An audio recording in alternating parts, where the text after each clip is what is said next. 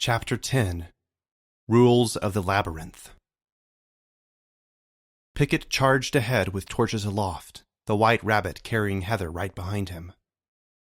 They moved through a narrow rocky passage into a wider room. Pickett noticed vaguely that there were drawings on the walls and some crumbling tapestries hanging. He tripped over what felt like cups on the floor. They waited here a moment. Then the White Rabbit ran on into another passage, which led to another and still another room, similarly strewn with a sparse assortment of neglected objects. Pickett followed behind or beside the White Rabbit from room to room, providing the light needed and always looking at Heather with concern. The White Rabbit stopped to listen, grew frustrated, and hesitated at each turn. Pickett was sure he heard voices inside the caverns, but they were distant and indistinct. They raced on and on.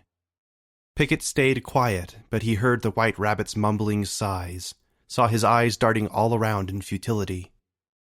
Finally, after speeding through countless corridors, they came to another cave that looked like the first entrance at the third mound, where Heather had been rescued. They crept up, and Pickett looked out the tiny entrance, which had been covered with large rocks and was impossible for any of them to get through. Pickett peered out, but didn't see any sign of the wolves or Uncle Wilfred. He shook his head. The White Rabbit hesitated. He seemed to be deciding between trying to force an exit, which seemed impossible to Pickett, or surrendering to the frustrating hunt for another exit in the dim and dank passages of the cave. He was also struggling with Heather. He was surprisingly strong, but he had his limits. Pickett heard scraping and clawing coming from deep inside the cave. Had it been there the whole time? He was unsure, but it was there now. The only other sound was the constant noise of water, which would increase or decrease depending on where they went.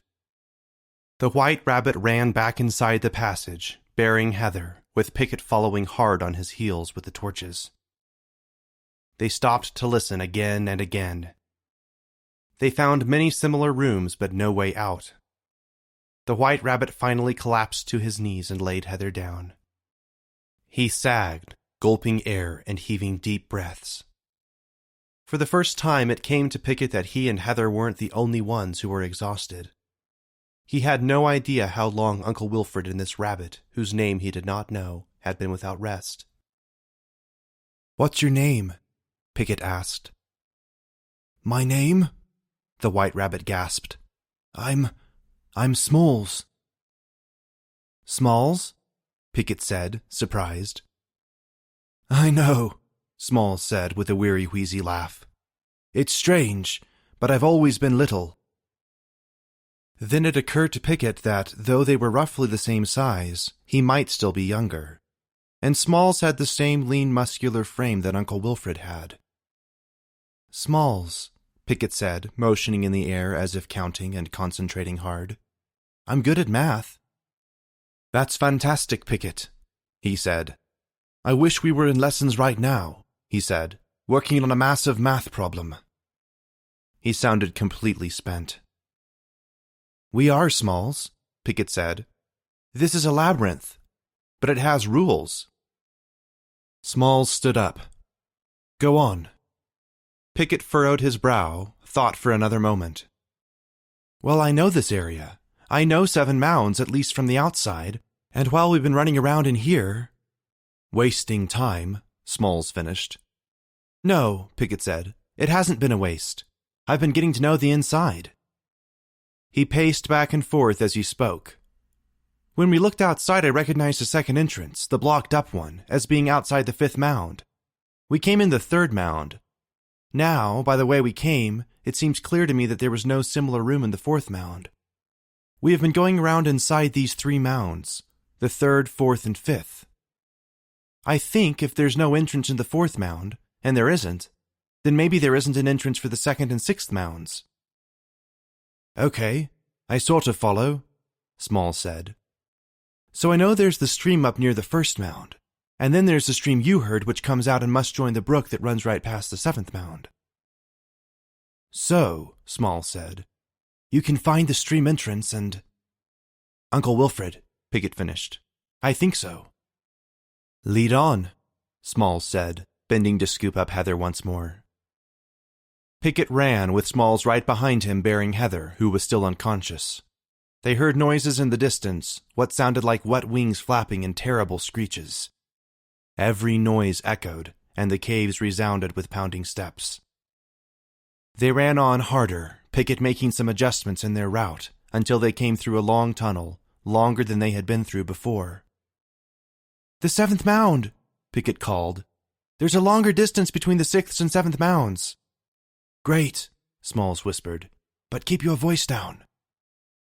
Behind them they heard a growing noise of hurrying figures, shouting and cursing. Closer and closer.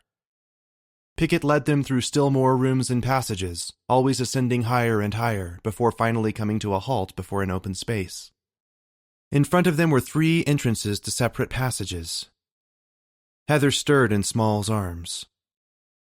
"Please tell me you know which one is ours," Smalls said, looking back as the noise behind them grew louder. Pickett paced and rubbed his eyes, shaking his head. "I don't have it, Smalls," he said, peering over his shoulder down the corridor, as if he expected it to burst with birds and wolves at any moment. "Get it quick!" Smalls cried over the crashing noise echoing in the endless series of cave passages. "I can't!" Pickett cried, crouching to the ground and rubbing his head, defeated. "If we choose badly, there's no telling what's down the wrong passages. Have you looked at some of the tapestries in here? This is not a safe place." "Agreed." "I'm sorry," Pickett said. "I can't solve it." "Then we'll do what I usually did in math," Smalls said. "What's that?" Pickett said. "We'll guess," Smalls cried, and he shoved Pickett into the middle tunnel. Pickett heard him slide in with Heather behind him. Sliding, unable to slow down, smooth, slippery rock. Spiraling down and down. More and more water seeped into the tunnel, and the farther they slid, so they picked up speed on the increasingly slippery surface. Pickett tried to see if Heather was okay behind him, but as he twisted to look, one of the torches he was holding was extinguished. He threw it ahead of him and worked to protect the flame of their last torch. He would have to trust Heather to Smalls' strong little arms. He could not let their only light go out in the middle of an underground labyrinth. They picked up more and more speed, and the tunnel steepened. Pickett tried to control how fast he slid, but he couldn't.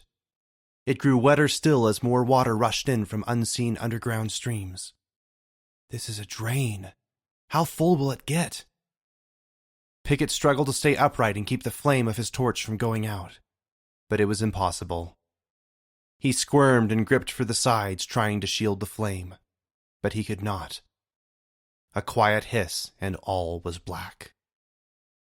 They were underground, almost underwater, hurtling down a narrow tunnel of rock, and the fire of their only light was quenched. Pickett cried out as he slid wildly in total darkness. The tunnel grew steeper still, until it finally ended and Pickett shot into thin air.